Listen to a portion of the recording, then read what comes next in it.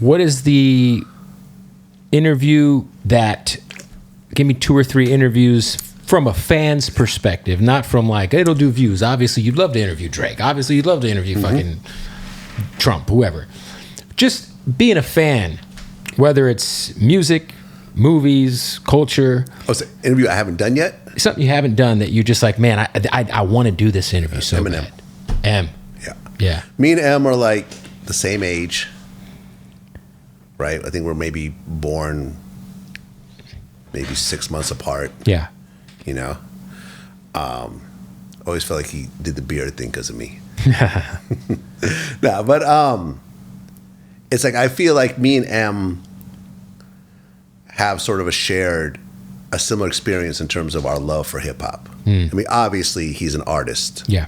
I never went that direction, and he became one of the biggest ever to do it. But in terms of just the love before what led up to us pursuing these careers in hip hop, the actual love for the art form and us both being white and, you know, that aspect of it, I don't think he's ever done an interview like that with somebody where it's a really just a sit down, organic. Yeah, I mean that's the one thing about him. His interviews are very protected. He does them. You know, with Sway, it's with Crooked Eye, right. like, but those are very specific, done. But a free form. Let's just sit down and shoot the shit. Let's just sit down. Like, bro, you're in a safe space. I'm not gonna make it look crazy, but let's just sit talk. down. If me and Em sat down for 2 or 3 hours, I think it would be the biggest thing he's ever done, media-wise, for sure. Media-wise, yeah.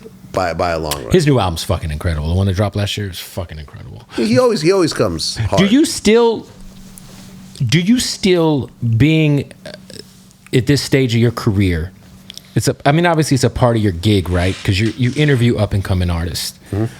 Are you still a fan of the new shit? 100%. I just interviewed Ari Spears, and we talked about how I still listen to new music and he does not. Right. I still like Spotify, the new releases. I try to go through everything. All the major albums, I try to go through everything because I really try to, like, if an album really has a big following organically, I want to know artistically why. Right. And I try to find that out. Now I don't always catch it. I don't quite get Playboy Cardi, bro. Right, but this is the one guy. But I will listen to the album when it drops. Me too. But listen, I'm glad you said Playboy Cardi. I'm 38. I know you're a little older than me. 51. But Playboy Cardi is the lone artist in the world that I am perplexed by. Yeah.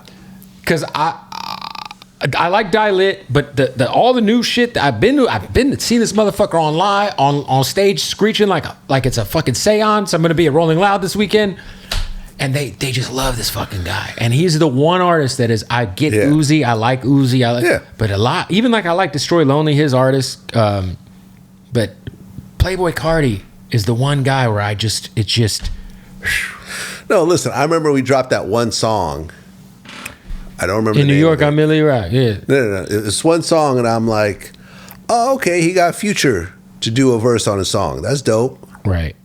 Oh, okay. So he's going to go on after Future, and he doesn't go on after Future. And then I realize it's not Future. It's Playboy Cardi. It's Playboy Cardi sounding just like Future. Right. Like I can't tell it apart. He's just got that weird pitch too, which maybe is just like aesthetically not for me. Like where it's like me. It's like the whole. But thing kudos to him. Yeah, no, listen. I had a very interesting interview with him where he was not engaged whatsoever. Oh yeah, Real 92.3. He was not into it. He did not want to be there. It was all good, but I got to interview Cardi. There you go. It was what it was. His artist Destroy Lonely. Him and I had a great conversation. That's interesting. But I feel like I'll talk to people, mostly radio personalities, because I'm a radio guy, and they don't even give a fuck about this shit. Like they're like just doing a job. They don't care about new music, and I'm like, I give a shit. Like, what are you doing if you're like? I give a shit about this. Like, I actually care about this, and like I get so excited when I find a new artist that I love. Yeah. Like I remember when I first found Big X the Plug a couple of years ago. Every artist who I came in, I would try to put them on. Like, yo, you heard of Big X the Plug? Like I remember I had Young Nudie on, and we were talking about new artists, and I was like, you got to check out Big X the Plug. You know what I'm saying? Like I remember. like finding a guy like that or Mexican OT or I just get so excited when I find a new artist, you know? Yeah. You gotta love this shit, man, because it doesn't always love you back. Yeah. You know, you gotta love this shit. At a certain point in time, if you are committed to the amount of bandwidth and the amount of effort that it takes for you to have a platform such as yourself, you have to have a certain level of passion and love. Yeah. And genuine interest, right? Yeah.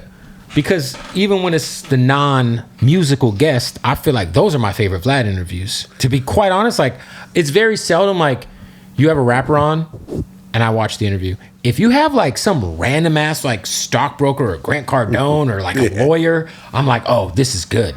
Or like a real estate guy, like. Yeah. Well, I mean, I realized early on that we were not going to be like the media darlings that some of these radio guys are. Like, I don't get along with a lot of these labels. I don't get along with a lot of these PR people, especially at the labels. I don't get along with a lot of the managers and whatever else. Like, a lot of them view me like they almost try to separate me from the artist. Like, for example, I had Moray on recently. Yeah. Prior to him, I'm sure his old team was like, don't do Vlad. Well, that was the whole thing. That's what we talked about in the interview. I was like, yo, you know that when you were on that run originally, we reached out and they said, you know, we're not interested. And he was like, I was never told that. He's like, I would have done it if I was told that. You know what I'm saying? Like, I mean, you know, you mentioned the whole Sweetie situation. It was like. And she's a sweetheart, by the way. She's great. Yeah, well, you know, and that was the whole thing with me and Shirley Jew is like Shirley like had told me that the PR person at Warner Brothers like hated me and was going to block every interview that ever came across her desk. And it was like, and then that's when Sweetie sold like whatever, a couple thousand copies. And I was sort of pissed off about that.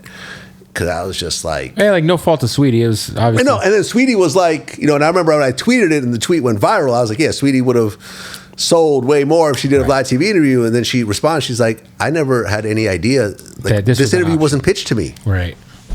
She's like, I'm actually a fan. And she's like, look, I'm watching your Snoop video right now. And I'm like, yeah, see, this is the bullshit I'm talking about.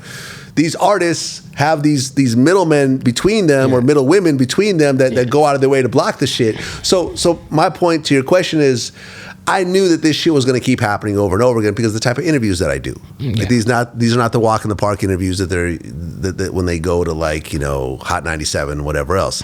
So I'm like, yo, we got to go left field with it. We got to go find people that everyone's not hitting up for interviews right now. That aren't on promo runs and everything else like that. This is where like the gangster interviews came in. You got or just like bodyguards, old body. Like you just have, if anybody's a part of a story, obviously we were joking about this earlier. I was like, if somebody was fucking working the front desk at the lobby the night someone got shot in that motherfucking lobby, Vlad will find the guy and we'll have him on the podcast. Yeah, but some of these interviews become the biggest, like I said. For sure. Like, you know, I mean, dude, Keefe D is an interview like nobody would have thought to do, and you know, it became huge. Yeah, Roger Bonds, like who knows about Roger Bonds that didn't work at Bad Boy, right? You know, at the time, outside of that company, he was a completely unknown person. But like I said, that became a huge interview, just because of, you know, the access that he had.